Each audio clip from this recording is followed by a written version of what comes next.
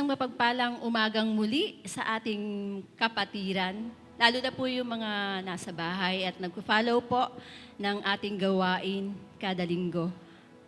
Muli po, ang Panginoon ay laging may bagong mensahe sa bawat isa. At ang Panginoon ay patuloy na kumikilos po sa ating mga buhay. Kaya nga po, bumasa po tayo ng isang talata mula sa mga awit 118 and 24. Sinasabi po rito, "O kahanga-hanga ang araw na itong si Yahweh ang nagbigay, tayo ay magalak, ating ipagdiwang." Lumapit po tayo sa ating dakilang Diyos, sa ating mga panalangin. Hallelujah. O aming dakilang banal na nasa kalangitan, muli po naming ipinagdiriwang ang inyong araw na ng pananambahan, Panginoon. Ang bawat isa sa amin ay may kagalakan, kalungkutan, pag-aalala sa aming mga puso. Ngunit ito nga po ay napapalitan ng kagalakan dahil sa inyong mga pangako, Panginoon. Kaya nga po muli sa amin pong pagsasama-sama, nais po naming alalahanin ang inyong kabutihan at ang inyong pagmamahal, pag-ibig sa bawat isang naririto, Panginoon. Kaya Ama, ang bawat isang naririto ay sumasamba at nagnanais na purihin ang inyong dakilang pangalan. Kaya maraming salamat po, Panginoon. Pakinggan po ninyo ang aming mga dalangin. Pakinggan po ninyo ang aming mga awitin, Panginoon. Sa pangalan po ni Jesus, ito po ang aming dalangin at pasasalamat. Amen. Hallelujah! Tunay nga, ang bawat isa ay may dalang galak sa ating mga puso. Sinasabi nga po sa talatang ating binasa na ang araw na ito ay kaloob ng Panginoon. Ngunit tayo ay napagkakalooban ng araw-araw na bagong buhay, di po ba? Kaya nangangahulugan po na bawat araw ay may mga pagpapala na natatanggap tayo sa ating Diyos. Purihin po natin ang ating Diyos. Siya ay kataas-taasan. Hallelujah! Purihin ka, O Diyos. Hallelujah!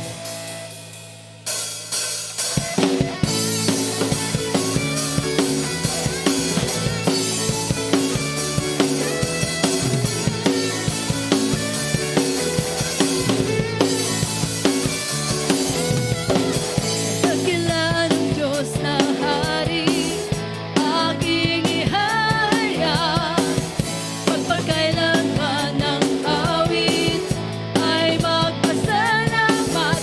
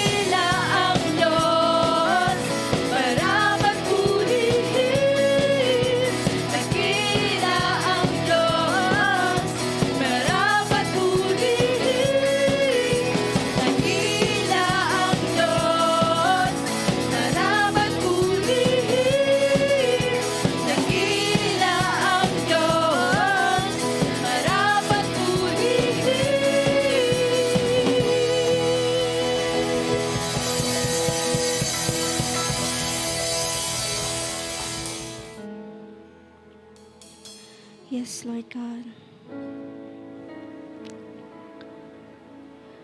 O Diyos, kasamin, Panginoon. Patuloy ka naming papupurihan at pasasalamatan, Panginoon. Sa iyong kabutihan, Lord God. Ang lahat ng imposible sa iyo, Panginoon, ay ginagawa mong posible, Lord God. Dahil walang imposible sa iyo, Lord God. Yes, Lord God.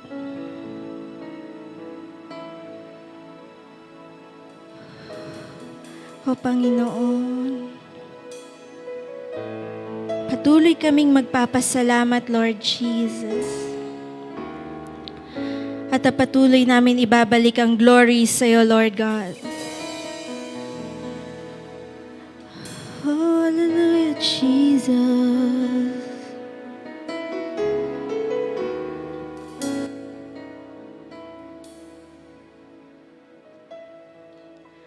O Diyos, Ikaw ang tunay na dakila sa mundo. Ikaw ang haring nagmahal ng tulad ko.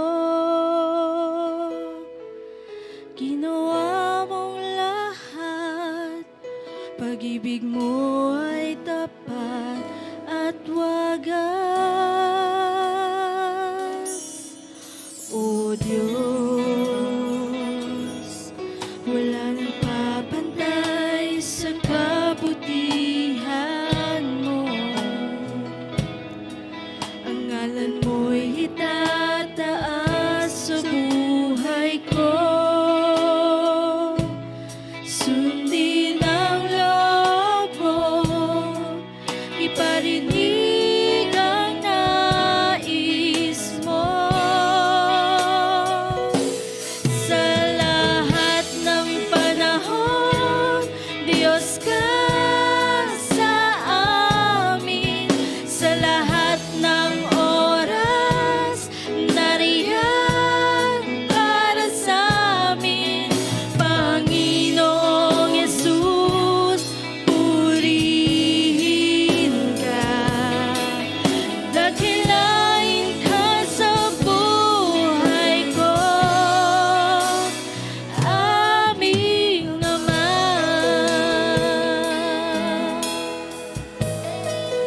Oh, Panginoon.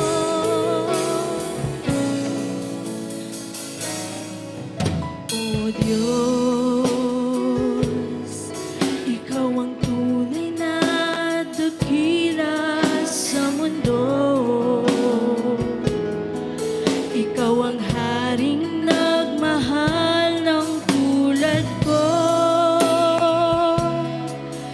Ginawa mong lahat, pag-ibig mo ay tapat at wagas. O Diyos,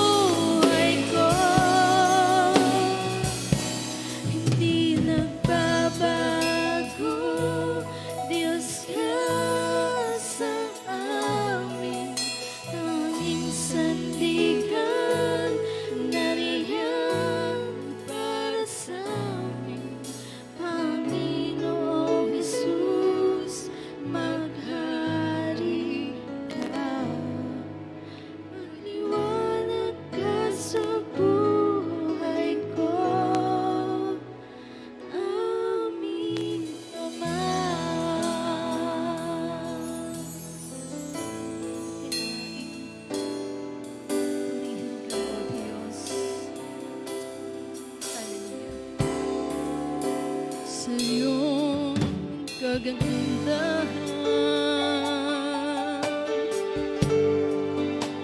Sambahin ka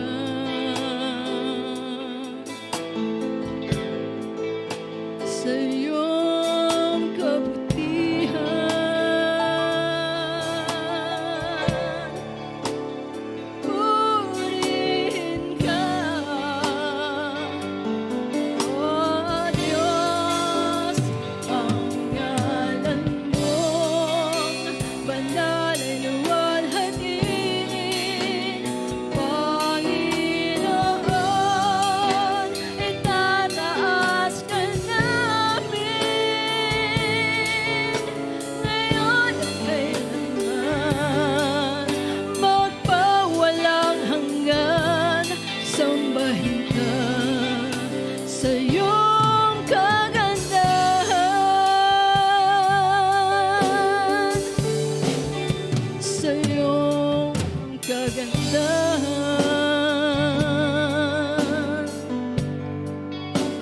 Sambahin ka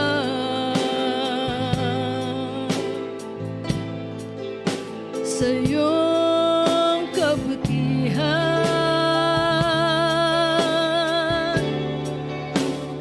Purihin ka, O Diyos, ang ngalan mong banal ay luwalhatiin. Panginoon, itataas ka namin ngayon at kailanman, magpawalang hanggan. Sambahin ka sa iyong kagandahan. Ang ngalan mong banal ay luwalhatiin. Panginoon, itataas ka namin ngayon at kailanman, magpawalang hanggan. Sambahin ka sa iyong kagandahan ngayon at kailanman, magpawalang paman. Sambahin ka sa iyong kagandahan. Sambahin ka sa iyong kagandahan. Sambahin ka sa iyong kagandahan.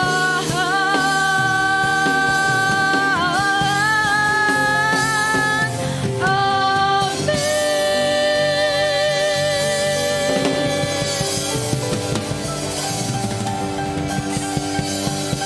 Yes, O Lord. Tunay nga napakasarap magpuri sa iyong banal na pangalan, O Panginoon.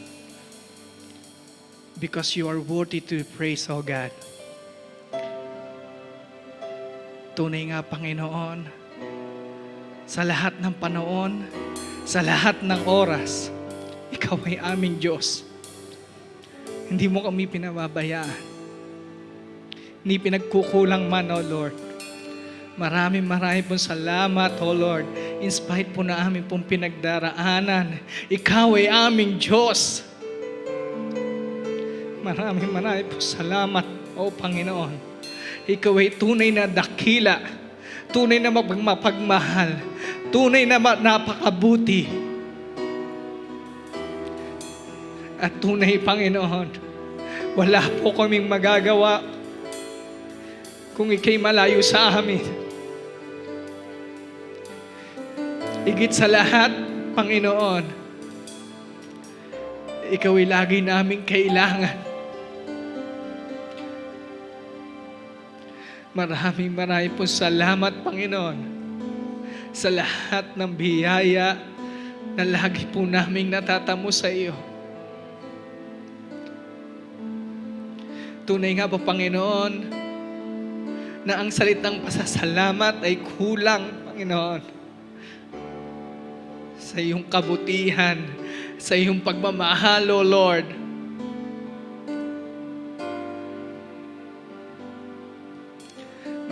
marami pong salamat. Tunay nga, O Lord, tinataas po namin ang aming pong presidente, ang lahat ng government officials, O Lord. Tunay nga po, Panginoon, pagpalain mo sila nang sa gayon magampanan po nila ng tapat ang kanilang paglilingkod sa mamamayan ng Pilipinas, O Lord. Gayon din po, Panginoon, ang aming po mga frontliners na nagbubuhis ng kanilang mga buhay. Especially ang aming po mga doctors at ang mga nurses, O Lord. Cover them with your love, O Lord. Nagsusumama po kami sa iyo, Panginoon. Lalo na ngayon, mga oras na ito, Panginoon, na dumadami pa po ang tinatamaan ng COVID. Wala po kaming ibang pangahawakan. Wala po kaming ibang pagtitiwalaan kundi ikaw lamang, O Lord.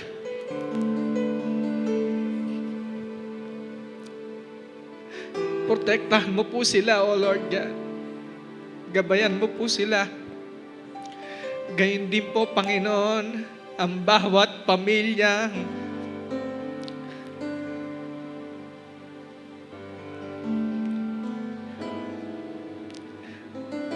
Pagpalain mo nga po kami, Panginoon, at ilayo sa anumang kapahamakan, dulot ng sakit na ito, O Lord God. Tunay nga po, Panginoon, na inaalam mo mga bagay na ito upang ipakita sa amin, upang iparamdam sa amin na wala kaming magagawa kung ika'y malayo sa amin. Kaya aming dakilang Diyos na makapangyarihan sa lahat, tinataas po rin namin ang lahat ng tinamaan ng COVID, Panginoon. Pagaling mo nga po sila, O Lord God. Sa pangalan po ng aming pong Panginoon Kristo, kami po'y nagsusumamo sa iyo, Panginoon. Pagalingin mo po sila, Panginoon, Lord God. Ano mo po ang kanilang pong pangangailangan. Alam po namin na ikaw po ang magpo-provide nito.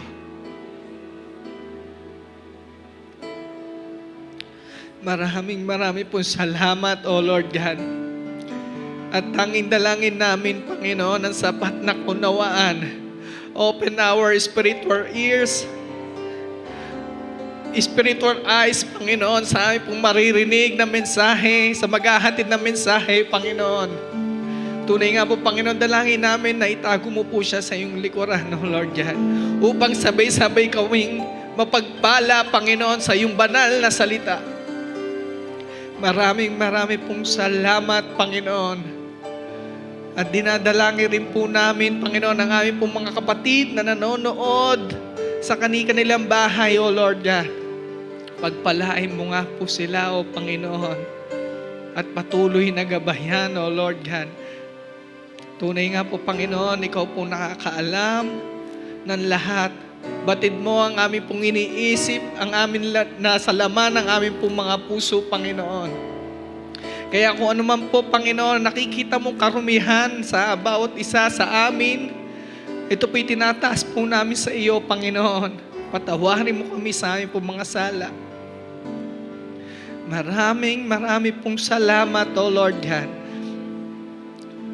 Tunay nga po, Panginoon, sa iyo lamang at katagumpayan, Panginoon. Let your will be done on us, Panginoon. Muli po, sa iyo lamang ang pinakamataas na papuri pagdakila sa tanging pangalan po na ay po Panginoon Kristo. Lahat tayo magsabi ng Amen.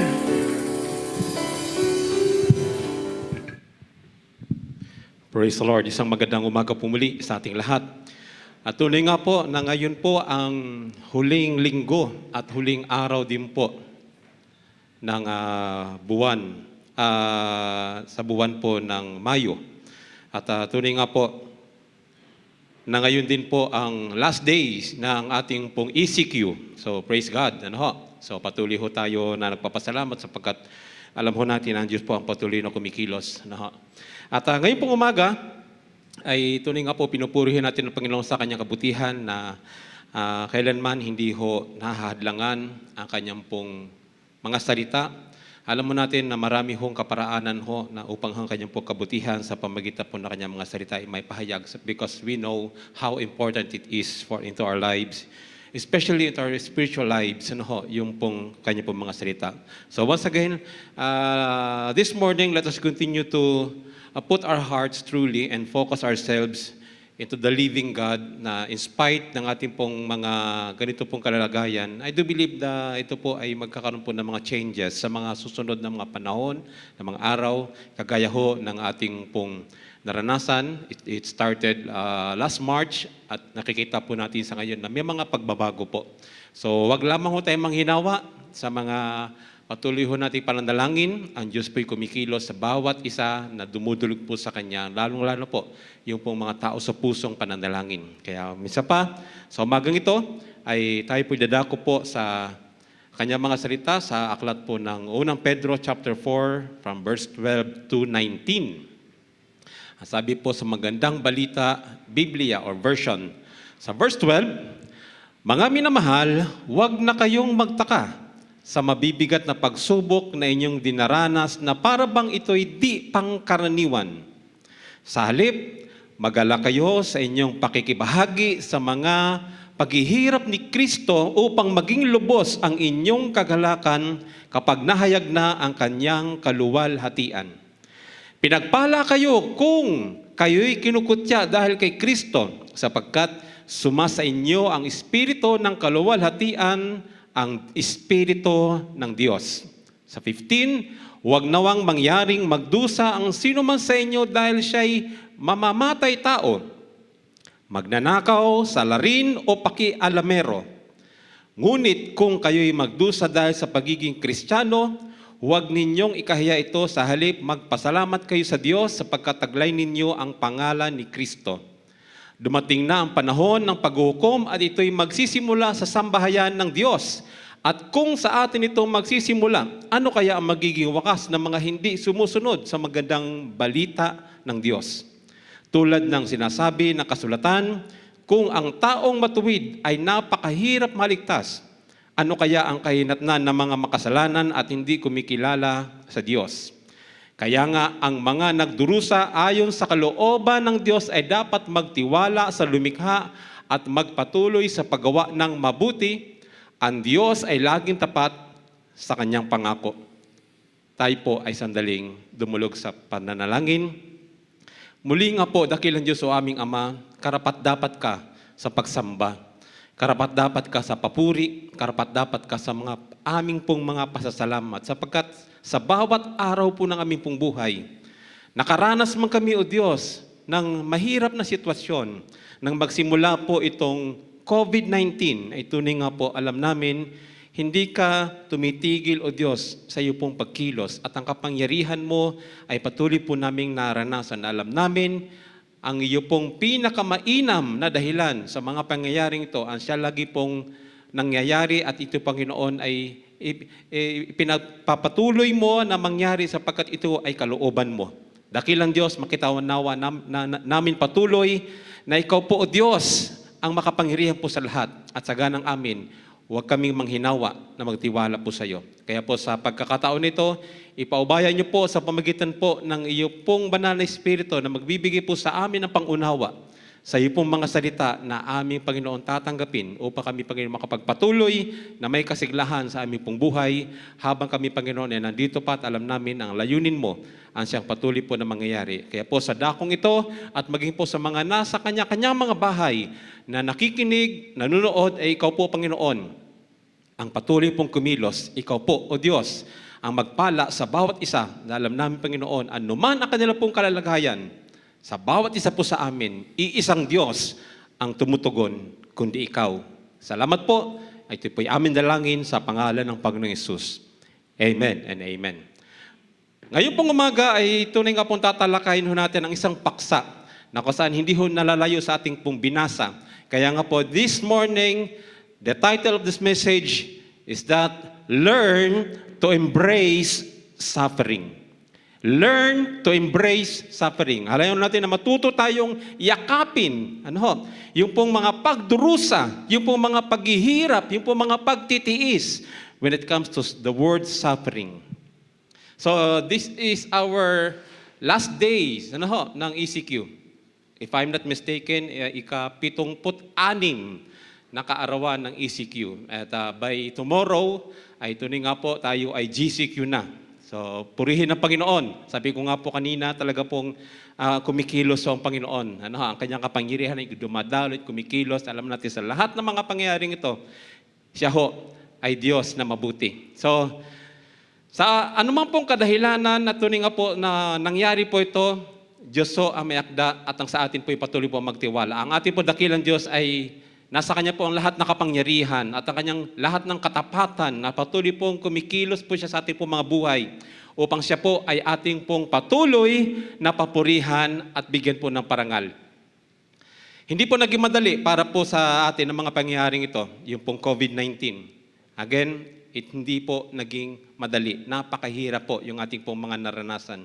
Ngunit ang ating Diyos po ay patuloy ho na gumagawa para sa ikabubuti ng mga umiibig sa Kanya, na Kanyang tinawag ayon sa Kanyang layunin. Ang lagi po nating pong binabanggit according to Romans chapter 8, verse 28, in the next slide, ang sabi ho doon, alam natin na sa lahat ng bagay, gumagawa ang Diyos para sa ikabubuti ng mga umiibig sa Kanya na Kanyang tinawag ayon sa Kanyang layunin. Sa pasimula pa lamang po na nahirapan tayo ng mag-lockdown, ng mag-total lockdown, mag-ECQ o kung ano pa man po, ang pangyayari pong ito sa ating pong bansa, alam ho natin, ang Diyos po ay patuloy na kumikilos at gumagawa. Para kanino? Para po sa mga umiibig sa Kanya. At tayo po na managtiwala, tayo po na nanampalataya. We are one na nagmamahalo sa Diyos. Kaya nga po, alam po natin na halos po buong mundo ay nagdurusa, naghihirap, nagtiis dahil po sa COVID-19 na ito. At ang Diyos po natin ay makapangyarihan sa lahat at naririnig niya po ang bawat daing. Mga dumudulog sa Kanya, mga nananalangin, naririnig ng Diyos ang mga iyak ng Kanyang mga anak, ang daing ng Kanyang mga anak, naririnig ho niya at nakikita ho ng Diyos yung hirap ng bawat isa na mga umiibig po sa Kanya. Alam niya ang kalalagayan ng Kanyang mga anak, alam niya ang kalalagayan ng mga tao, nakikita niya lahat. Hindi po siya bingi, sabi nga po, hindi ho siya nakapikit, hindi siya bulag. Alam niyang lahat, nakikita niyang lahat, naririnig niyang lahat. Kaya nga ho, patuloy ho ang Kanyang pong kabutihan na siya ho'y gumagawa, sabi ko po, sa ikabubuti ho ng umiibig sa Kanya. Kaya makikita po natin from the lessons from COVID-19, sabi nga po dito, ito po'y 7, nakita na ho natin to sa social media, Facebook particular, lessons from COVID-19. Number 1, life is short. Talaga naman maiksi ang buhay. Walang makatitiyak. Hindi natin matitiyak kung tayo aabot pa sa pagiging senior, hindi natin matitiyak tayo ba'y makakalampas doon sa sinasabi ng Biblia at the age of 70. Yun ho yung sinasabi ho ng Biblia at pag lumagpas, bonus, but we really don't know.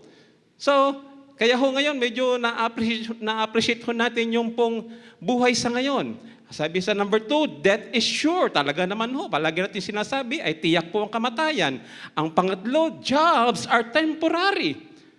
Pino kung ano ho mga nangyari po sa ngayon. Marami po mga nawala ng hanap buhay. Number 4, health is wealth.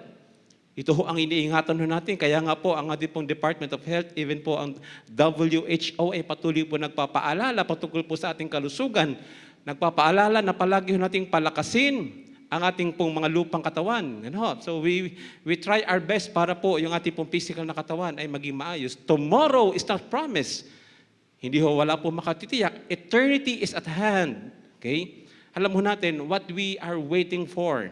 Yung pong ipagkakalubho ng Panginoon. And then lastly, only God can save.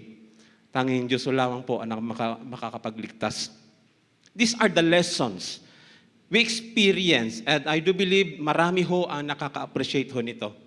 I do believe some of you already seen this lessons from COVID-19 in social media. So ito po ay talagang masasabi natin, totoo nga ang mga lessons na ito. Okay? Atin pong mapagtanto na ang buhay ho natin sa mundong ito, kapag hiwalay ho sa Diyos, hiwalay po sa Panginoon, ay wala hong saysay. And that is the reality. When it comes to us na talaga hong kilala ho natin ng Panginoon, naranasan natin ng Panginoon. Kaya kapag titingnan ho natin mga pangyayaring ito, especially po dun sa mga alam natin na wala pa hong mga pagkakilala ng lubos sa Panginoon, ay masasabi ho nating ang buhay nila, lalo-lalo na sa panahon na ito, kapag wala ho ang Panginoon sa kanila, ay wala hong saysay. Kahit pa sabihin natin gaano po kadami ang kanilang pong pera po sa bangko o kung ano man meron po sila ng mga material na mga bagay, it's useless. Ano ho?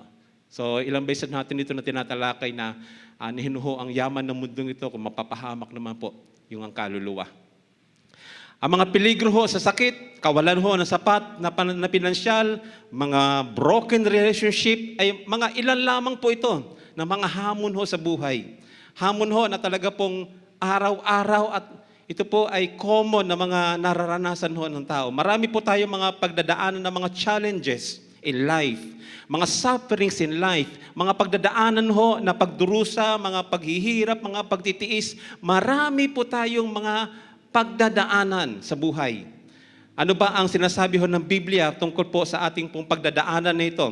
Na mga pagdurusa, mga paghihirap, mga pagtitiis, na dulot ho ng kasalukuyang sitwasyon at sa mga kakaharapin po nating mga sitwasyon. Ano ho ang sinasabi ho ng Biblia? Okay? Sabi ho doon sa ating pong nakalagay sa slides, ang sabi ho ni Matthew Henry, the work of a Christian is twofold. Doing the will of God and suffering His pleasure. Sabi ni Matthew Henry. So for some of us who are familiar with the commentary, Matthew Henry is one. Ang sabi niya in the book, sa book na ito ng 1 Peter, the work of a Christian is a twofold. Doing the will of God and suffering His pleasure. Una na po ay yung pong ginagawa ho natin yung kalooban ng Diyos at ang pangalawa ho ay yung pong meron tayong mga nararanasan pong pagdurusa, mga paghihirap, mga pagtitiis, na ito po ay magiging ating pong kasiyahan. Kaya ano po ang sinasabi ho ng kanyang mga salita, ano po sinasabi ho ni Peter na maaaring maging malaking pakinabang at malaking tulong po sa ating mga buhay, sa kasalukuyan at sa kakaharapin ho nating kalalagayan. Unang-una po, kung ano sabi ho niya, number one, we should expect suffering.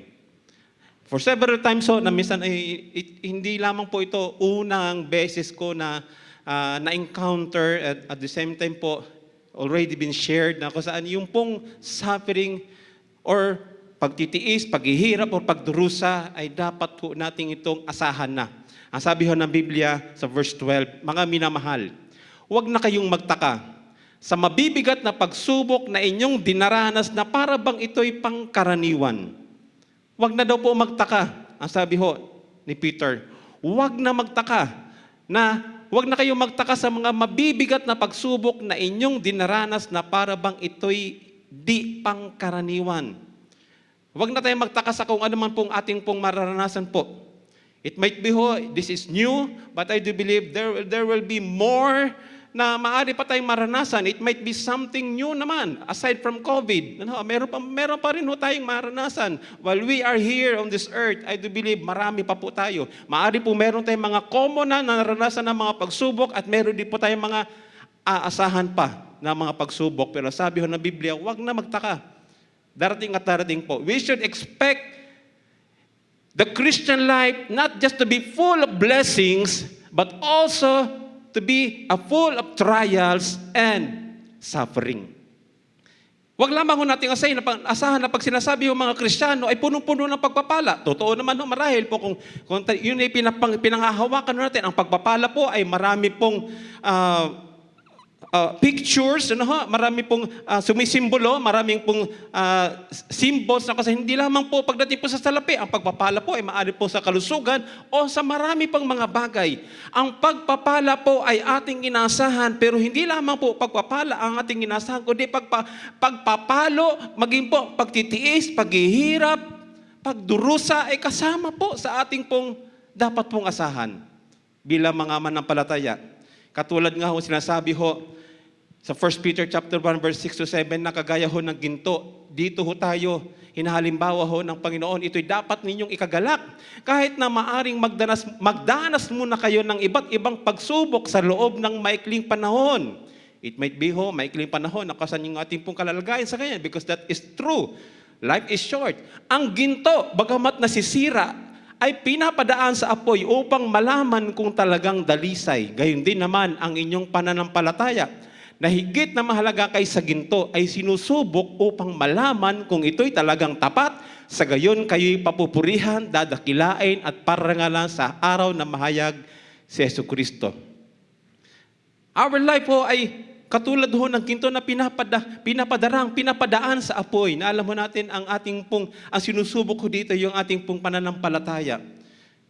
Ating pong alalahanin muli ang buhay ho ni Job sa Biblia na during his time ay hindi lamang ho yung pong physical na sakit ang kanya pong naranasan. Although ngayon po, ang kinatatakutan ho ngayon na magkasakit ho ng COVID-19 sapagkat peligro ho ang sakit na ito. Pero during the time of Job ay hindi ho lamang ho sakit ang kanya pong naranasan. Ano pa hong mga naranasan niya? Yung pong mamatay ho ang kanyang pong mga anak. I do believe, marahil po, meron po sa atin na ganun din po ang naging sitwasyon na nauna ho ang ating mga anak. At tayo ng mga magulang ay nandito pa at minsan pa nandun ho yung ating pong mga sinasabi, bakit siya ang nauna? Dapat ako ang nauna. Pero pwede ba nating unahan ang Diyos sa kanyang katalinuhan kung yan ang panahon para po sa ating mga anak na mauna ho sa atin? Diyos ho nakakaalam. Bahagi ho yan ang mga pinagdadaanan. Kaya gano'n pa man, hindi lamang ho sakit, maging pong kamatayan, doon po sa kanyang mga anak. Hindi lamang ho pagkamatay, kundi po maaaring katulad sa ngayon. Nang magsimula po ang COVID, magsimula ang lockdown, marami ho ang mga nawala ng hanap buhay. Ito ho si Job ay nawalan ho ng ari-arian. Can you imagine? Nawala na ng mga mahal sa buhay, ng mga anak, nawala pa ng mga ari-arian. Ganon din po marahil po ang pakiramdam ho natin sa ngayon. Na some of us ay hindi na po nakapaghanap buhay. And some of us ay kung saan-saan na po tayo kumukuha po para po lamang ho. At yung pong sabi nga natin, inaasahan natin sa gobyerno na ayuda, ay patuloy po ang ating pong pagnanais. Hindi lamang ho, pagdating po sa kamatayan po na kanyang mga anak, hindi lamang po sa kanyang pong mga ari-arian, kundi maging po sa kanyang relasyon po sa kanyang asawa, hindi naging maganda ang lahat sa kanyang asawa. Maaaring pong hindi pa mga nagsimula ang COVID-19 na noon pa, bago pa nagsimula itong pong virus na ito, ay ganoon na ang sitwasyon ng buhay natin bilang mag-asawa. Sa loob ng pamilya, hindi humaayos. Sa loob ng pamilya, ang relasyon ng mag-asawa, marahil po hindi na ganoon, katulad ng dati. Pero ganoon pa man po. Kung nangyari man ito kay Job, na nandun po, maging po sa kanyang panampalataya na sinabihan siya na kanyang asawa na itakwil mo na ang Diyos mo. Sa nangyayari sa iyo, itakwil mo na. Pananampalataya ang sinubok sa kanya. Kaya we might ask God sa pagkakataon na ito, na marahil po, wala pa man ang COVID-19 o nandito na ang COVID-19 o sa kasalukuyan na masting sitwasyon, maaaring pong meron tayong mga pinagdadaanan po na hirap, pagtitiis, at kung ano man po mga problema, mga pagsubok, mga pagdurusa, lahat ng marahil po ipinagdadaanan natin hanggang sa ngayon. Maaari po ang tanong natin, bakit? Bakit ako? Maaaring kung ganun ang tanong natin, bakit sa akin? Bakit sa akin nangyari? Maaaring ganun po ang mga katanungan. Kapag ho ang pagdurusa, mga paghihirap, mga pagtitiis ay atin pong nararanasan sa ngayon. It might be, that will be our question. Why me? Pero ganun po man, ayusin ho natin ang tanong. The right questions will be, why not? Bakit hindi? Knowingly, na kung saan alam natin kung sino ho ang may akda ng lahat, alam natin kung sino po nagpapahintulot ho ng lahat, are we going to question God when it comes to His decision? Or are we going to trust Him na alam natin ang the best ang mangyayari para sa atin? Sometimes we really don't know kung ano po nasa isipan ng Diyos, pero ganun pa man po, ang ating pong magagawa ay ang pagtuloy ho na magtiwala po sa Kanya. The question is, why not?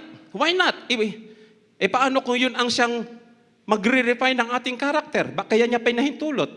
Baka yung karakter natin sa pagiging Kristiyano o pagiging individual, pagiging tao ay hindi pa maayos. Why not? Kung yun ang magiging dahilan para po yung ating karakter ay iayos.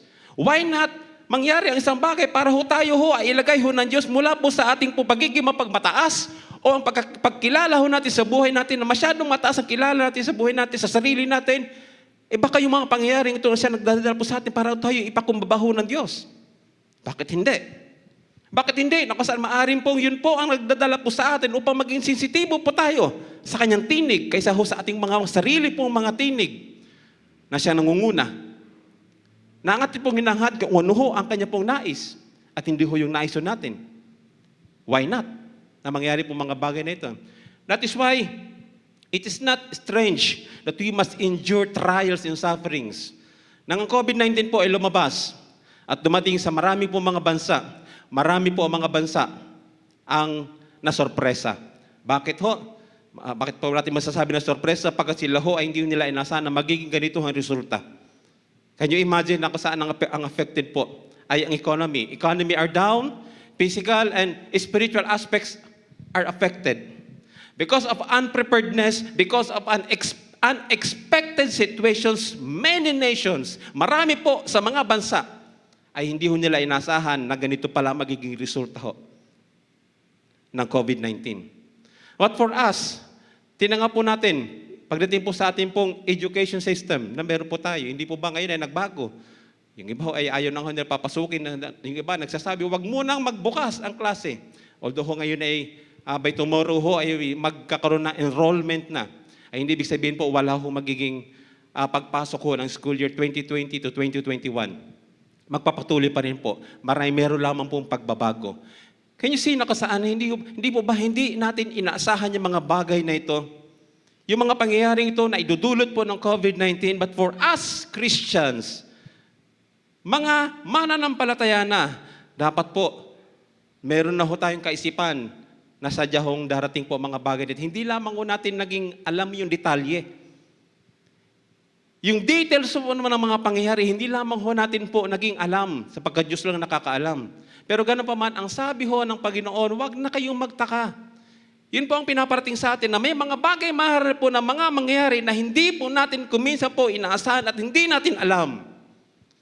Ay talaga naman hong mangyayari, darating po yan sapagkat Diyos po ang nagpapahintulot niyan. Kaya sabi ho ni Peter, do not be surprised.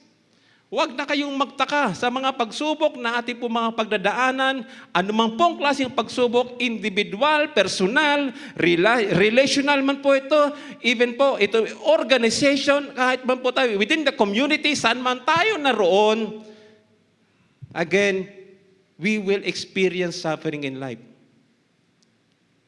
Ang ating pong tatandaan, ang sabi ho, do not be surprised. Okay? We should expect suffering. Asahan na ho natin. So, gaya ng sinasabi ho natin, we really don't know kung ano po mangyayari po sa after ng COVID-19.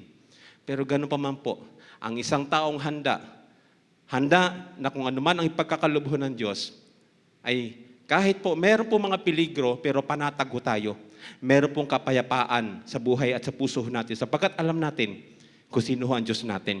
Kaya muli, ang paalala po sa atin, para po sa mga katulad ho natin, asahan na ho natin. At ganoon din po ang ating pong mensahe para sa iba na marahil po sila ho ay nagtataka pa. Marahil sila po ay nagugulumihanan ang mensahe po para po sa kanila na ating pong ipaparating, wag na kayong magtaka. Mangyayari kung ano man ang nais ng Diyos sapagkat yun po pinakamainam. Ano pa po ang sinasabi ho ni Pedro na maari po maging malaking pakinabang at tulong sa ating pong mga kasalukuyan at mga kakaharaping kalalagayan. Not only po sa present, even po for the future na ating pong kakaharapin. Ano pa ho ang sinasabi ho ni Peter? Okay? Number 2 is that exalted through suffering. Not only to expect suffering, but also we are being exalted through suffering. Tinataas tayo ng Diyos. Tinataas tayo ng Diyos dahil sa pamagitan po ng ating po mga naranasan po na hirap, tiisin o pagdurusa. Ang sabi ho ng Biblia sa verse 13 to 14, sa halip, magalak kayo sa inyong pakikibahagi sa mga paghihirap ni Kristo upang maging lubos ang inyong kagalakan. Kapag nahayag na ang kanyang kaluwalhatian, pinagpala kayo kung kayo'y kinukutya dahil kay Kristo sapagkat sumasa inyo ang espiritu ng kaluwalhatian ng Diyos. Sa halip, sabi po sa verse 13, magalak kayo sa inyong pakikibahagi sa mga paghihirap ni Kristo. Ang mga manampalataya po ay nakikibahagi sa mga pagdurusa ni Kristo ay maaari pong magalak sa tuwa. Lalo po sa atin na alam mo natin kung ano ho ang ginawa ho ng Diyos sa buhay natin. And every time po, we might face suffering na alam natin this is not just the kind of suffering na pang personal, but because of our stand being His followers, being His disciples, being a Christian, a born-again Christian, ay tayo po'y patuloy po tumitindig sa dapat na nating katatayuan.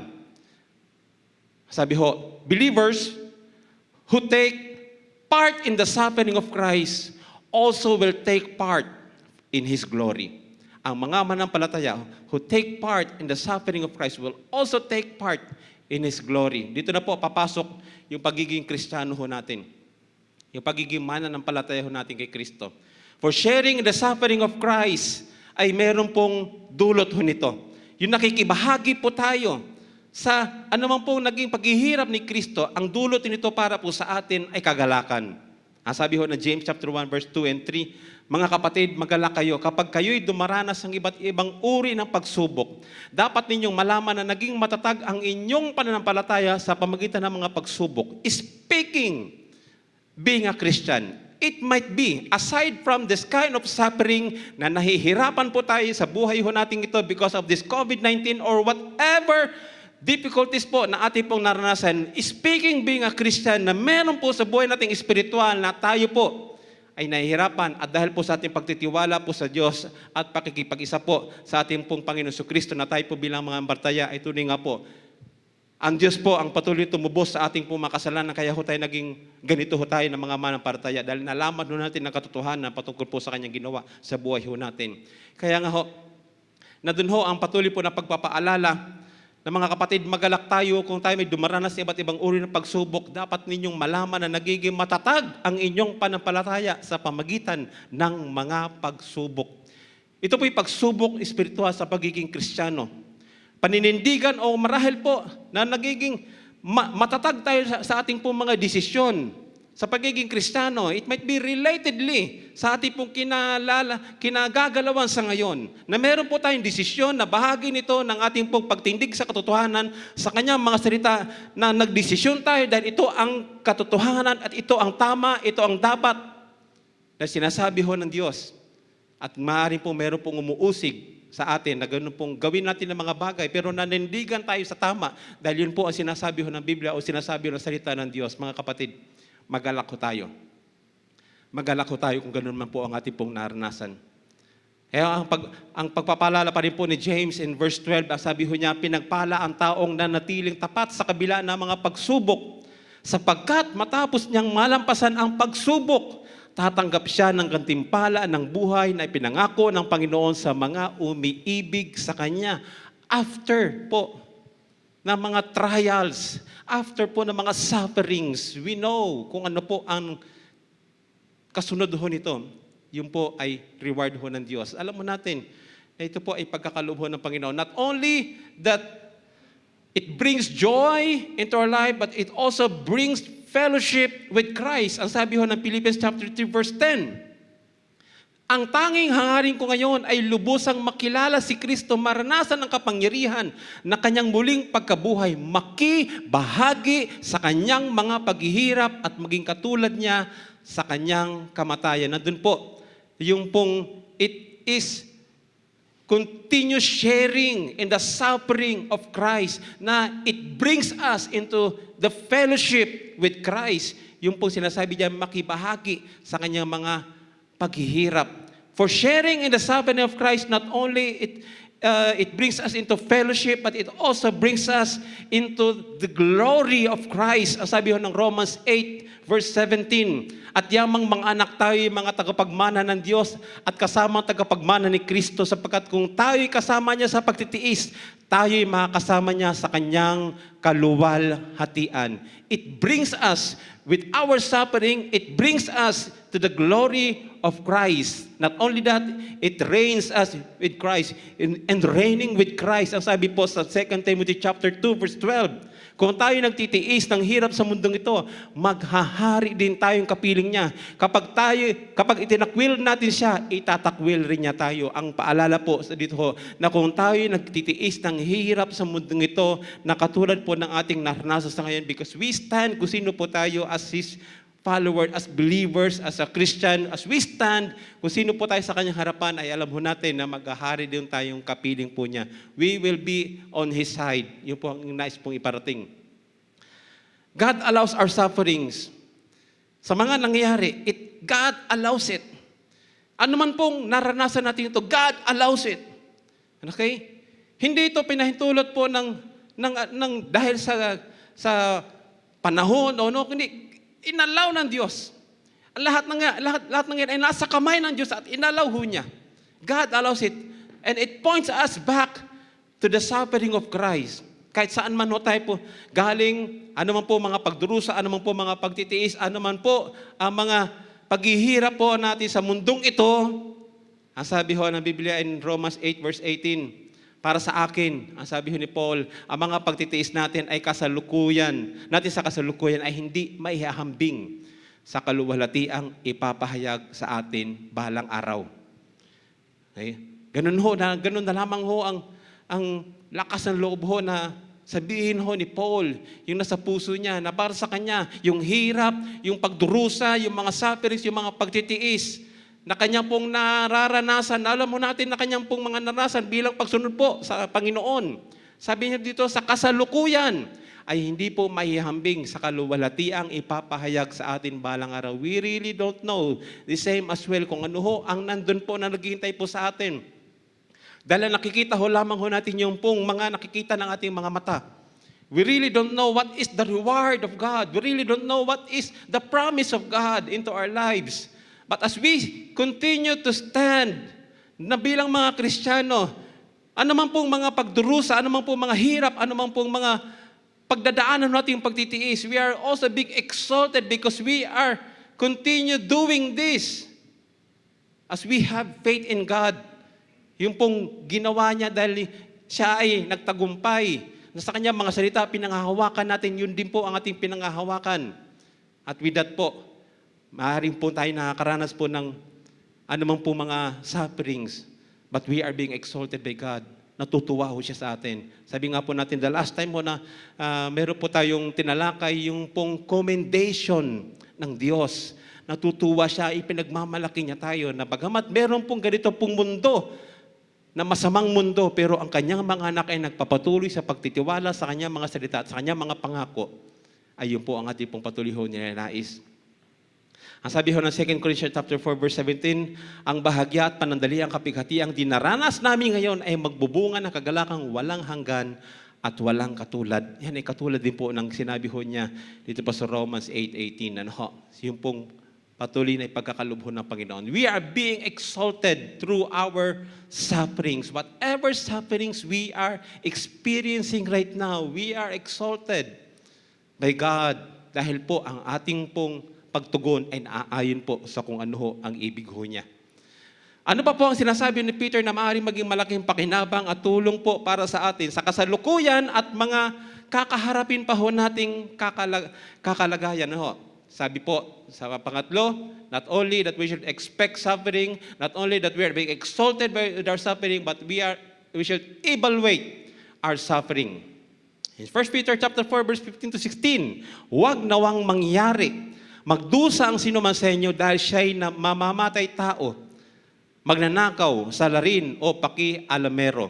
Ngunit kung kayo'y magdusa Dahil sa pagiging Kristiyano, huwag ninyong ikahiya ito. Sa halip, magpasalamat kayo sa Diyos sapagkat taglay ninyo ang pangalan ni Kristo. Ano ho ang nais na iparating po sa atin na katotohanan po na kanyang mga salita pagdating po sa anumang pong tiisin, hirap, pagdurusa na ating po marahil po pagdadaanan po sa mundong ito.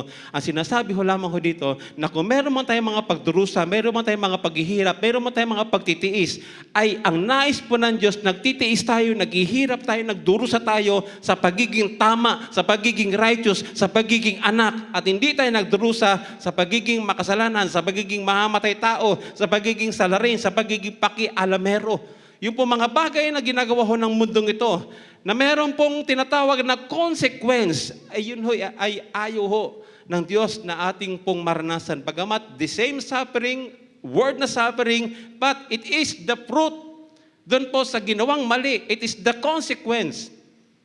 Ang nais po ng Diyos kung tayo man ho ay makakaranas po ng tinatawag na mga paghihirap,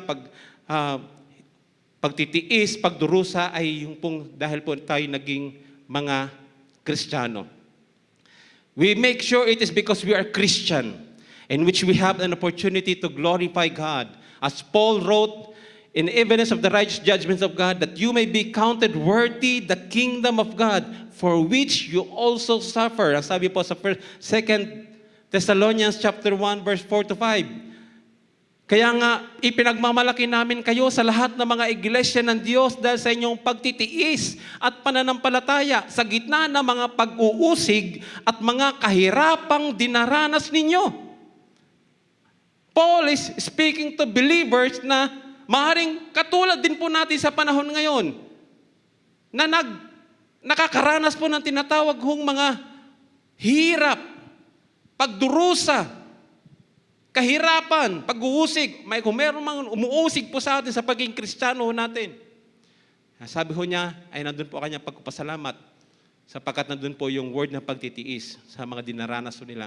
Ang sabi sa verse 5, ang lahat ng ito ay nagpapatunay na makatarungan ang paghatol ng Diyos upang gawin niya kayong karapat-dapat sa kanyang kaharian na siyang dahilan ng inyong pagtitiis na gagawin po ng Diyos na tayo po maging karapat-dapat saan? Sa kanyang kaharian. Bakit? Dahil po sa ating pong pagtitiis because of suffering. In view of the judgment of God, let us use our situations right now. Let us reflect, let us examine our situations ourselves right now. Sa buhay ho natin ito, patuloy ho natin pong ipasiyasat po ang ating pong buhay na alam mo natin there will be judgment na darating. Na wag hong yung pong suffering na ating pong pinagdadaanan po sa ngayon ay bunga po ng ating kasalanan. Kundi yung pong suffering po natin pinagdadaanan sa ngayon sapagkat tayo ho ay nagtitiis. Tayo po ay naghihirap, tayo po ay nagdurusa dahil po sinusunod ho natin ang kalooban ho ng Diyos. Sinusunod ho natin ang kanyang pong mga salita. Sinusunod ho natin kung ano po ang ibig ho niya. At sa ganun pong paraan, ay tunay nga po, tayo ho ay kanyang pong patuloy po ng pagkakalooban ng tinatawag hong gantimpala. Patuloy ho lamang ho yung ating pong pag-examine. Patuloy ho lamang po yung ating pong pagre-reflect. Sa buhay ho natin ito, anuman po ang ating naranasan, let it be. Na kasaan ma-realize natin itong nararanasan natin sa ngayon, ito ba ay bunga ng kung saan, bunga na kung alin. Kung bakit naranasan ko ito ba ay dahil sa kasalanan ko o no? Nasa atin po ang pagsusuri. Our life in our present situations may be really hard. May be really difficult, mahirap na mahirap po. Pero alam mo natin, we do have access to our powerful God. It might be, sa kaisipan natin ay mahirap. It might be, nakasaan, it might be yung solutions. Ay hindi ho natin lubos maisip kung ito ba ay may pagkakaloob. Pero ganun pa man, we do have access to God, who is the most powerful God we have. And we worship. Patuloy ho lamang tayong lumapit po sa Kanya. Ano pa po ang mga sinasabi ho ni Peter na maaari maging malaking pakinabang at tulong po sa atin sa kasalukuyan at sa kakaharapin ho nating kalagayan. Pang-apat po at panghuli, entrust our suffering. Not only we expect suffering, not only we are being exalted by our suffering, not only nakasaan tayo po na kanyang mga anak ay patuloy pong nakakaranas na nga ng mga ganito pong mga klase po ng mga paghihirap, Hindi lamang dapat natin ito tingnan sa paningin ho natin, kundi tingnan po natin base po sa sinasabi ho na kanyang mga salita, sapagkat doon natin ini-evaluate ang ating mga sarili na kasaan sa anumang pagdurusa ho natin, anumang paghihirap ho natin, ini-evaluate ho natin, at pang-apat po, ini-entrust ho natin ang ating pong suffering ho sa Diyos. Ang sabi ho ng verse 19, kaya nga, ang mga nagdurusa ayon sa kalooban ng Diyos ay dapat magtiwala sa lumikha at magpatuloy sa paggawa ng mabuti. Ang Diyos ay laging tapat sa kanyang pangako. Kaya nga, sa mga nagdurusa ng ayon sa kalooban ng Diyos ay dapat magtiwala sa Diyos. Sa patuloy ho natin pag-evaluate ang ating mga sarili, na alam natin sa sarili natin, what we are experiencing right now, this is not because of our sin, but because this is something that as we stand and as we continue to trust Him, and yet we continue experiencing this kind of sufferings, this is the will of God. And with that, we put it into His hand. We entrust Him with our suffering. Yung pong ating pong naranasan. There is a solution of those who suffer according to the will of God. Ano pong solution? Ang sabi po dyan ay magtiwala sa lumikha. For us who suffer are to express our faith. Express natin yung ating pong pananampalataya sa Diyos. Nakasaan alam mo natin, kung meron man tayong pong lalagan ng ating pong mga buhay, walang iba sa kamay ho ng Diyos. Ipagkatiwala ho natin sa Kanya. Kaya ho, sino ka nagsimula ho ng lahat ng ito sa buhay ho natin? Who make the first step? Kung bakit po tayo nakilala sa Panginoon, alam natin ang Diyos. Kung bakit po tayo nagkakaroon po na tinatawag po na kapayapaan sa kabila po ng meron po mga ganito pong sitwasyon, nauna ho ang Diyos. Kaya sabi ho ng Biblia, Philippians chapter 1 verses, kaya nga, natitiyak kong ang mabuting gawang ipinasimulan sa inyo ng Diyos ay Kanyang lulubusin hanggang sa araw ni Jesucristo. Hanggang sa pagbabalik ng Panginoon, kung aabutan po natin siya, or baka tayo ho ay mawala na dito sa mundong ito sa Kanyang pagbabalik. So which come first? So natitiyak natin, ang mabuting gawang pinasimulan sa atin ho ng Diyos ay Kanyang lulubusin, Kanyang gagawin. Gagawin ho niya hanggang sa Kanyang pagbabalik ho ng ating Panginoon. Even before po this COVID, ay alam na natin na marami po mga napektuhan hanggang po nagkaroon na ng COVID. Hanggang po sa tuloy-tuloy na ho ang COVID, we already experience suffering in many areas of our lives. Before pa ng COVID, hanggang present na magkaroon ng COVID, nung simula ang COVID, hanggang sa tuloy-tuloy na, marami na po tayong mga naranasan na mga paghihirap, pagdurusa, pagtitiis, when we talk about sufferings in life. For those who lost incomes, for those na ang kanila pong inaasahan ay sa mga kumpanya na kanilang pinagtatrabahuan. Yung kanilang inaasahan po ay sa mga negosyo na meron po sila. For those who lost their incomes with their job, with the company, or who lost their incomes with their business, are you willing to entrust your life to God? Kaya ba natin ipagtiwala? Or tayo ho ay nababalisa na? Tayo ho ay nagugulumihanan na? Tayo ho ay meron ng iniisip na hindi maganda? Dahil po sa naranasan ho natin ito. Nawalan tayo ng income, nawalan ng hanapbuhay, nawalan ng negosyo. That's the worst na marami po tayo nababalita na dahil po sa COVID-19 ito, they lost their job. Okay? Marami po mga nababalita na ang kanilang negosyo ay nagsara dahil nalugi. But ganun pa man po, are we willing to entrust our life to God in spite of these circumstances? Kaya ba nating ipagtiwala? For those who were affected, physical, by this virus, and even with the other health issues, hindi sabi ko nga po, wala pa man ang COVID, meron na hong nararanasan, nakaramdaman sa physical na katawan. Mas lalo ho yung mga nakaranas ng ganito pong klaseng sakit na virus, ng COVID-19. Are you willing to entrust your life to God? Or maaari pong kung ano na rin tumatakbo sa isip po natin. Last Thursday po, kung ngayon hong pakinggan at na nakita sa telebisyon. Actually, sa GMA News ko na narinig na ang isa hong Bukawi, Bulacan Mayor, Eleanor Villanueva Tugna. Nako, siya ho'y namatay alas 5:07 ng hapon nung May 28. It was Thursday sa St. Luke's Hospital sa Global City. Siya ho'y merong sepsis secondary bacterial pneumonia. Ilang taon? 42 years old. Sino itong si Bukawi, Bulacan Mayor Eleanor Villanueva Tugna? Siya lang naman ho, ang kapatid ho ni Senator Joel Villanueva, na anak po ni Brother Eddie Villanueva. Sino ho siya? Siya ho ay GIL's Executive Director. Siya ho ang mayor, siya ho ang kapatid ng mga kilala ho natin ng GIL, mga tagapanguna ng GIL. Ang isa pa ho sa nakakalungkot ay it was March 10, ito pong taon na ito, ay nauna ho ang kanyang ina. Alas 5 din ho ng hapon. Ang kanyang nanay ay namatay last March 10. Okay? March 10 ng nanay niya, siya naman ho ay May 28. Namatay po yung anak. At the age of 73, namatay po yung nanay.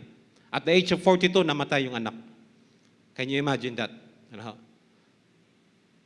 Now for those who lost, not just their job, not just their income, not just their position, na maaaring po matataas ang mga posisyon, but who lost their loved ones, mahal sa buhay.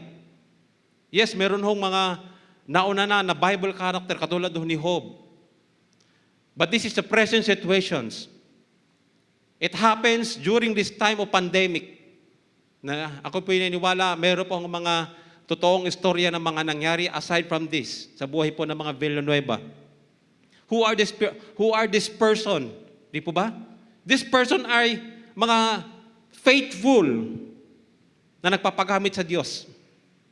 Aside from being a mayor, ay kung siya po ay nagpapagamit sa Diyos. Ang nanay niya ay nakikita ho natin nagpipreach ng Word of God. A very anointed servant of God. Pero ang buhay ay masasabi ho natin nasa kapasyahan ho ng Diyos. The relatives, the loved ones, the mga naiwan, hindi ho ba napakasakit po para sa kanila as they suffer this kind of suffering? Although, nandun po yung kanila pong kasiyahan, dahil alam nila na kanila po mga masabuhay na nakakilala sa Panginoon, pero masakit pa rin po. Masakit pa rin po sa isang nagmamahal na kapatid, nagmamahal na anak para doon sa kanyang ina. Masakit pa rin po sa mga naiwan. Pero ganun pa man po. Ang lahat ng ito ay bahagi po ng plano ho ng Diyos. We don't sometimes know yung pong kung ano ho ang behind this. Kagaya ho ng mga pangyayari ito, we really don't know kung ano pa ang mga mangyayari. Pero ganun pa man po, sa mga katulad ho ng mga taong ito, sa ngayon, na kayo po marahil po ay namatayan sa panahong ito ng pandemic, namatayan kayo ng inyong mga mahal sa buhay. Mga frontliners man sila o hindi, namatay man sila sa COVID or hindi, pero namatay sila sa panahong ito, are you willing to entrust your life to God? Are you willing to make Him God and entrust your life to God? Na magiging tagapagligtas po siya sa buhay ho natin. Because we know what to expect in this word. Because we know, sinasabi ng Biblia that this word na punong-puno po ng kasamaan, that the days are evil. At alam mo natin na meron po mga darating pa na maaari ho lang kakaiwa ho sa atin, pero ang sabi ng Biblia muli nga po para po sa atin, asahan na natin. But the question is, are we willing to entrust into the hands of God kung ano man po ang ating pinagdadaanan? Give all our worries and cares to God, for He cares for us, as what 1 Peter chapter 5 verse 7. Ang sabi ho'y pagkatiwala ninyo sa Kanya ang inyong mga lalahanin sa buhay, sapagkat Siya ay nagmamalasakit sa inyo. Ang sabi ng Philippians chapter 4 verse 6 to 7,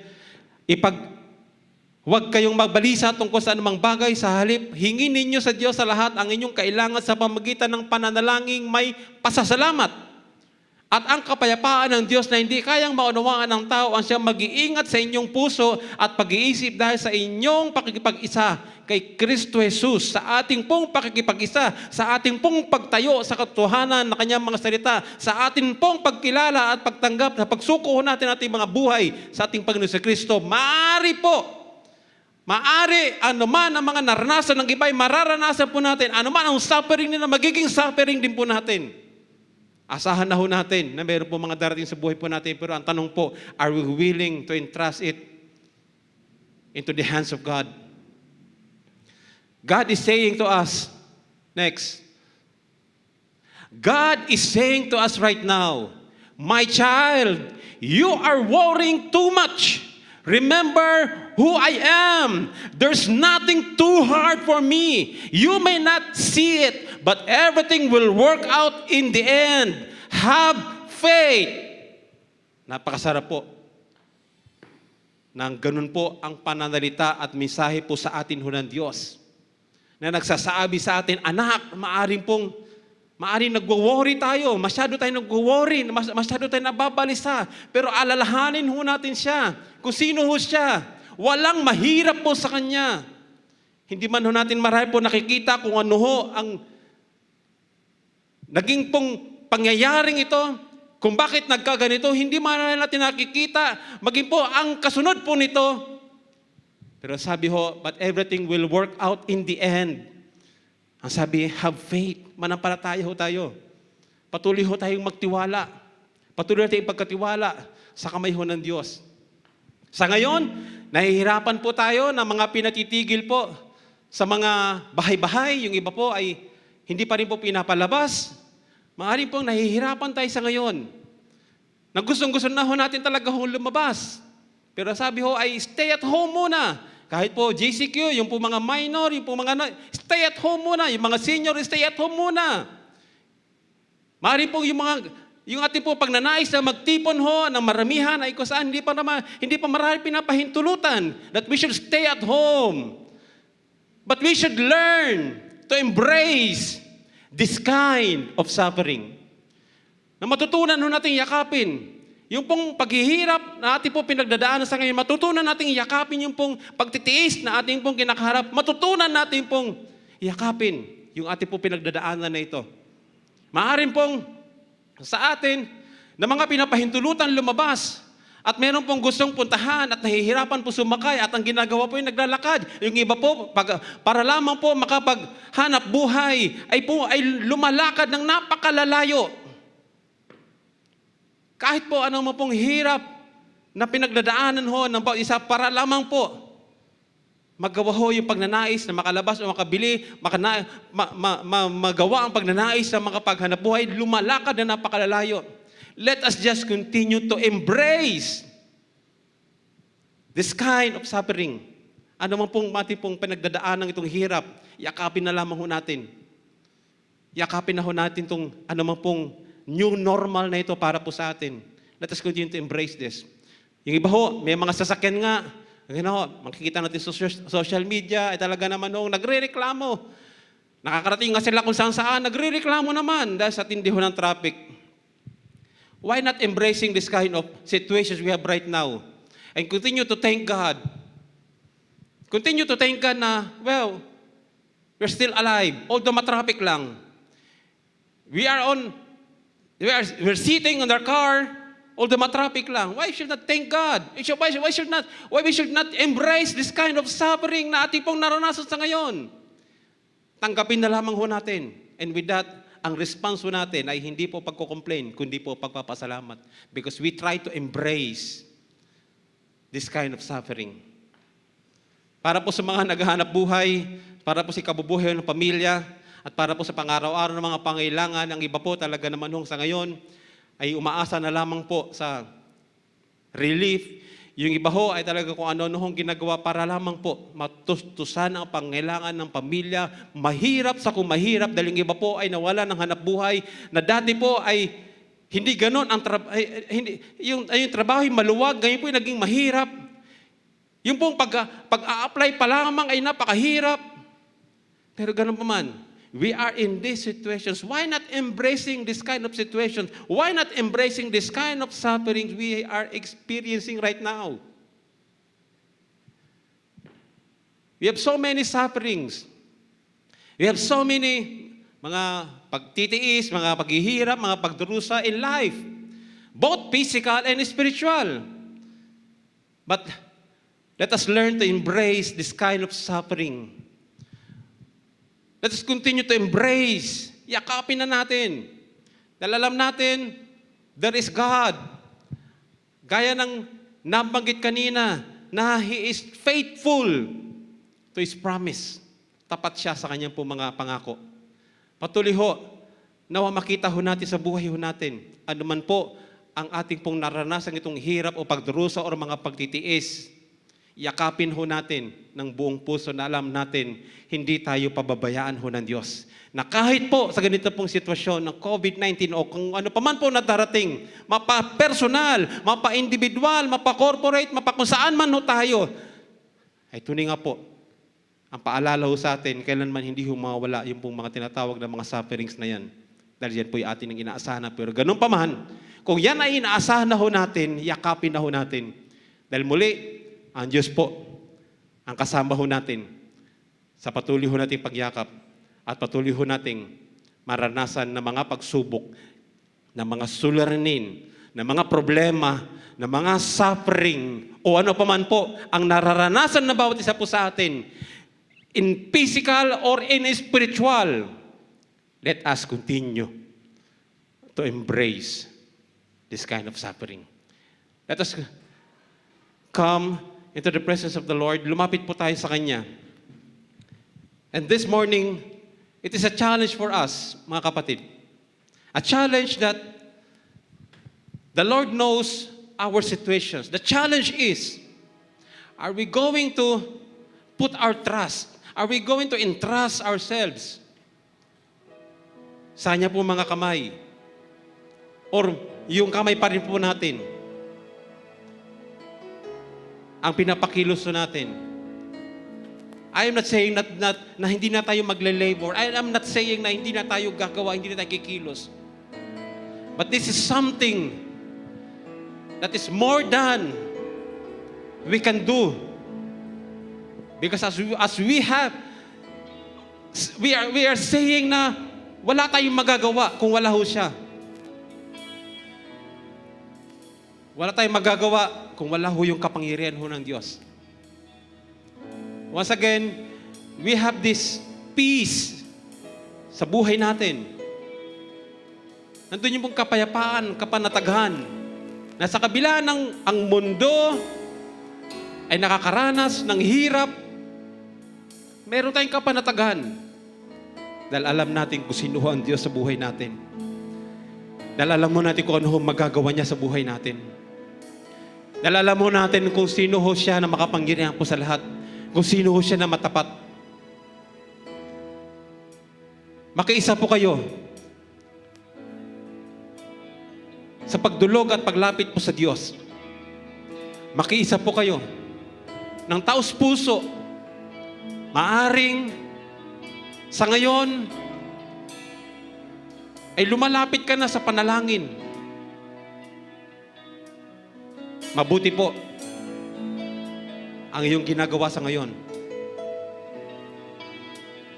Na ngayon, itinutuon po natin ang ating pong pagtitiwala. Itinutuon po natin ang ating pananampalataya sa Diyos. Na alam po natin, may mga darating pa. At kung meron naman po sa kasalukuyan na, asahan ho natin, malalampasan ho natin. Maaring pong ang ating pong pinagbabasihan ay basihan ng tagal ng naaayon po sa ating pong mga pagkakaalam na panahon. Pero meron pong sariling panahon ng Diyos. Maaring matagal na tayo nahihirapan. Maaring matagal na tayo nagdurusa. Maaring matagal na tayo nagtitiis. Meron po siyang kanyang panahon. Ngunit kapag ito po ay ngayon na ang panahon na ito, walang makapipigil ipagkakaloob niya sa bawat isa sa atin. Ipagkakaloob ng Diyos ang ating mga inaasahan. Ipagkakaloob ng Diyos ang marahil matagal na nating idinudulog sa Kanya. Maaaring matagal nating nahihirapan sa ating pisikal na katawan. Nahihirapan tayo sa karamdaman.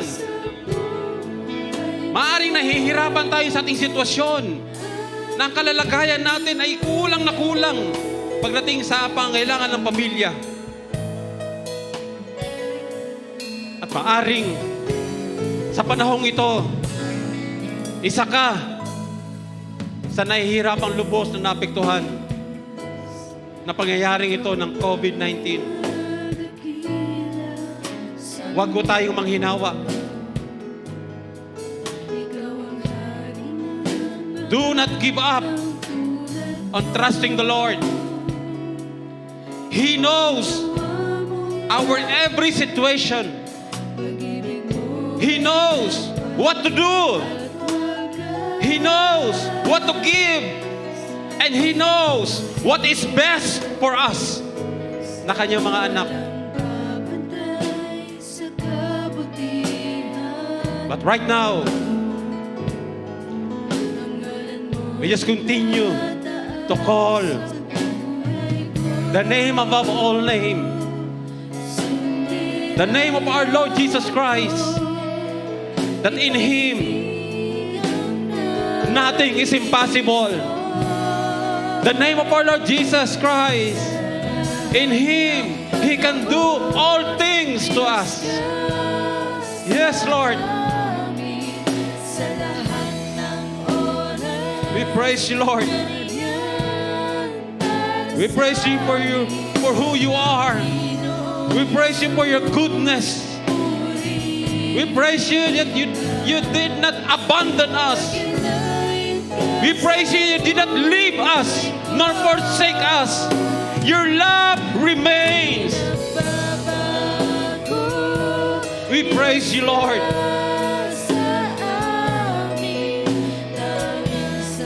Yes, Lord.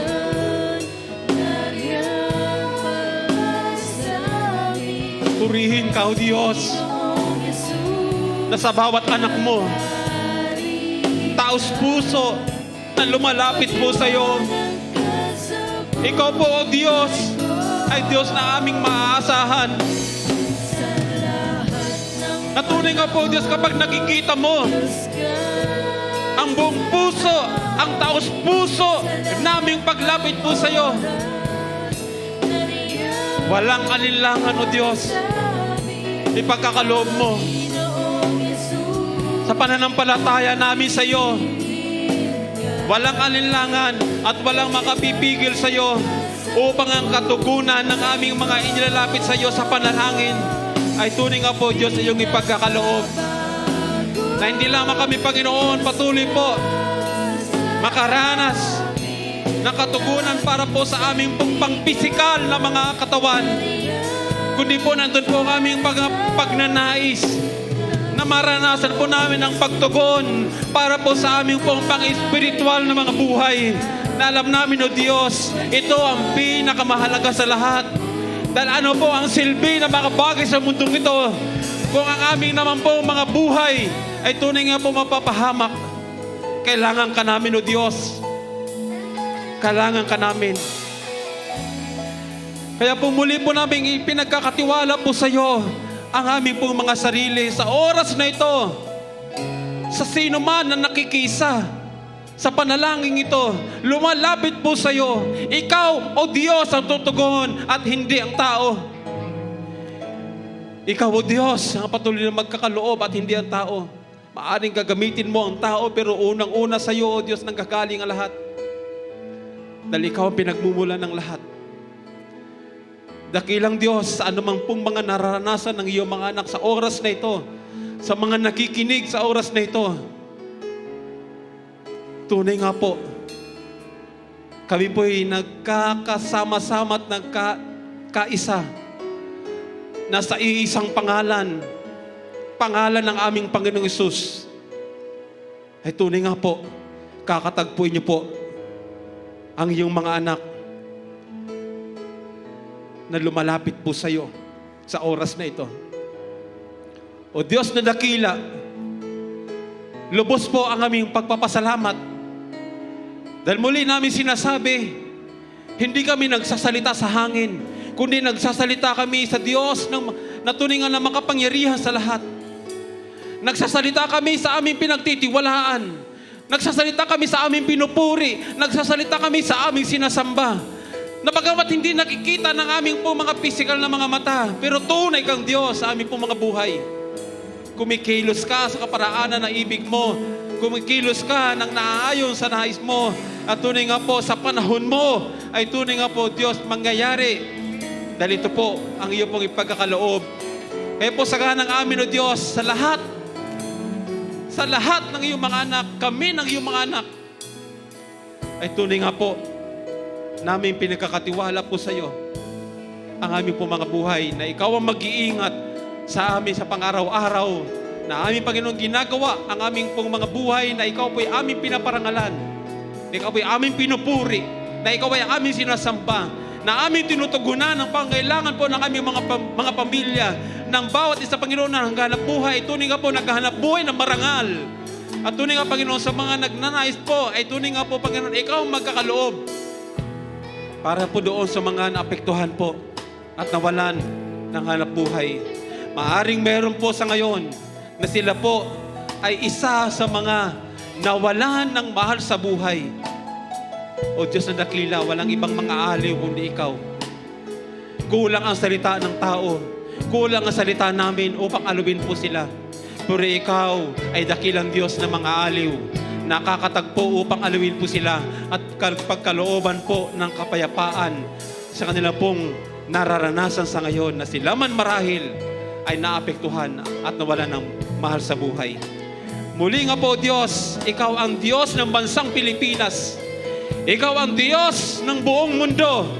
Sa iyo pong mga kamay ay aming itinatalaga ang lahat ng aming pong mga buhay. At tunay nga po, ang lahat na nagtitiwala sa iyo, ang lahat na tumatawag sa iyo, ay tunay nga po, may maaasahan sa iyo, sapagkat ito'y aming pong dinadalangin sa tanging pangalan po lamang ng aming Panginoong Hesus. At ang bawat isa sa mga nakikinig, sa mga nanood, ay magsasabi ng Amen, Amen, at Amen.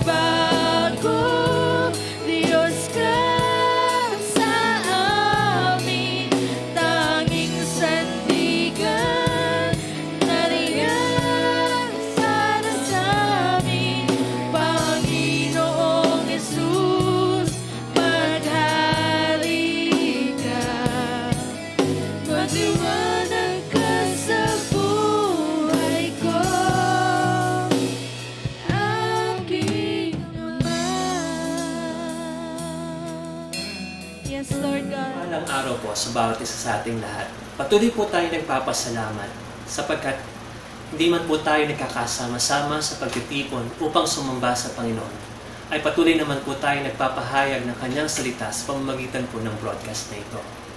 Naniniwala po ako na sa pamamagitan po ng ating panonood, lalo na ng ating pakikinig ng Kanyang salita, ay lalo po natin siyang nakikilala at patuloy po na tumitibay ang ating pananampalataya na siyang ating kailangan sa ngayon at sa mga susunod pang panahon. Isa pong pribilehiyo na tayo po ay makaganap sa isang dakilang utos upang ipahayag ang salita ng Diyos sa anumang sulok ng mundo, anumang lugar upang maabot ang bawat pamilya, ang bawat individual, lalo na ang puso na uhaw sa salita ng Diyos. Nagpapasalamat din po tayo sa lahat ng manggagawa na ginagamit ng Diyos upang magpahayag ng Kanyang salita. Kasama po kayo ang bawat miyembro ng CBCC na patuloy pong sumusuporta sa lahat ng gawain ito. Nagpapasalamat din po kami dahil ginaganap po ninyo ang inyong responsibilidad bilang mga miyembro ng CBCC, lalo na sa pagsamba sa pamamagitan po ng ating pagbibigay. Patuloy po tayong pinangahawakan ang pangako ng Panginoong Diyos, ang Kanyang salita, lalo na sa Malakay 3:10, na kung saan ang sabi niya doon, dalhin ninyo ng buo ang inyong mga ikapo upang may pagkain sa aking templo. Kapag ginawa ninyo ito, padadalhan ko kayo ng ulan at ibubuhos ko ang sobra-sobrang pagpapala. Hindi ko papayagang sirain ng peste ang inyong mga pananim o malagas ang bunga ng inyong mga ubas. Tatawagin kayong mapalad sa lahat ng bansa dahil napakabuting tirhan ng inyong lupain. Ang Panginoong makapangyarihan po ang nagsabi po nito. Ang ating Diyos na makapangyarihan ay tapat sa kanyang mga pangako. Sa oras na ito, ang susi ng pagpapala ay nasa inyo pong mga kamay. Naway, gamitin po natin ito ng buong kagalakan sa ating mga puso upang sundin ang kanyang mga utos, upang tayo ay patuloy na kanyang pagpalain, sapagkat siyang nangako ay tapat at dakila. Pagpalain po tayo ng Panginoon. Maraming salamat po.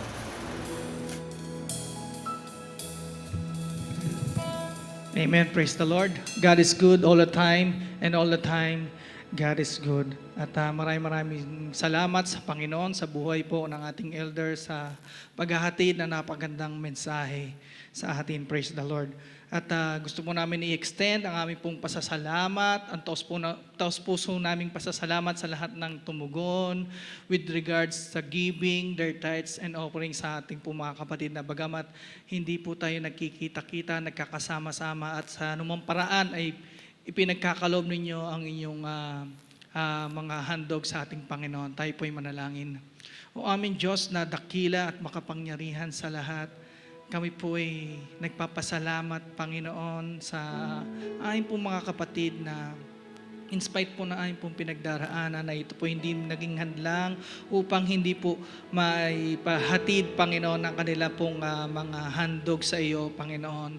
Truly, Panginoon, dalangin po namin na sila po iyong pagpalain, ang kanilang pamilya, ang kanilang mga negosyo, ang kanilang trabaho, ang kanilang company, Panginoon, ang kanila rin po mga boss, Panginoon, pagpalain po sila at ang kanila po mga pinanggagalingan ng source of income, O Lord.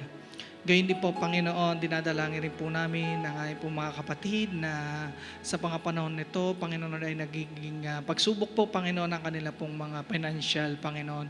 Dalangin po namin, O Lord, na patuloy mo na ibuhos ang masagana mong pagpapala sa aming pong mga kapatid.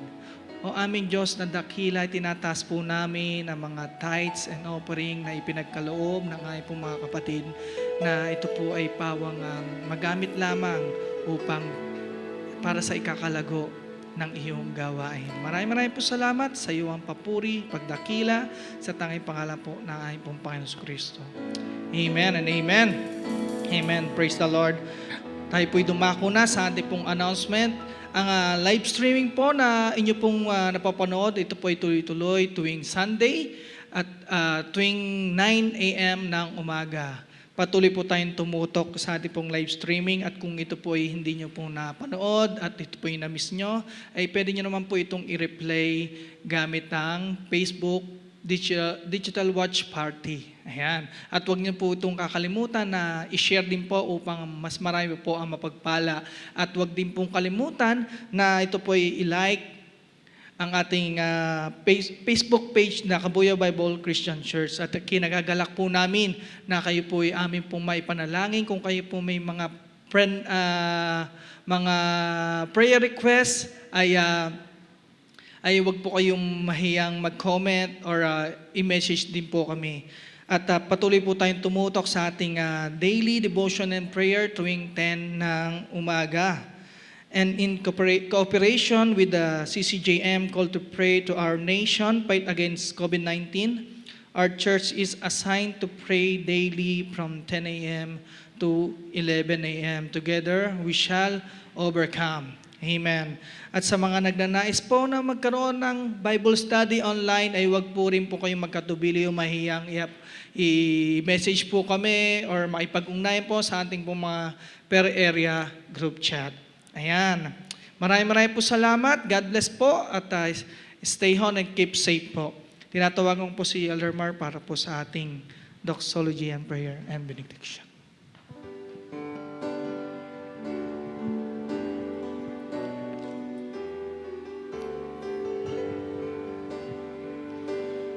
Praise God from whom all blessings flow. Praise Him, all creatures here below. Praise Him above, ye heavenly hosts. Praise Father, Son, and Holy Ghost. Amen. Now to Him who is able to keep you from stumbling and to present you faultless before the presence of His glory with exceeding joy, to God our Savior, who alone is wise, be glory and majesty, dominion and power, both now and forever. Amen. Amen. Amen.